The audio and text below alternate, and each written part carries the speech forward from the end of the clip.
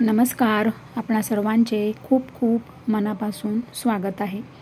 सर्व लाडक्या बहिणी, आज 19 तारीख आहे आणि काल 18 नोव्हेंबर होती.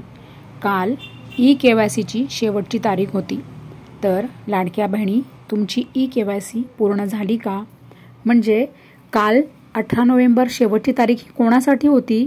तर ज्या बहिणींना पती आहे, ज्या बहिणींना वडील आहे आणि ज्या बहिणींनी सगळं व्यवस्थित म्हणजे लाभार्थी आहेत आणि पात्र आहेत, अशा लाडक्या बहिणींसाठी काल 18 नोव्हेंबर ही शेवटची तारीख होती.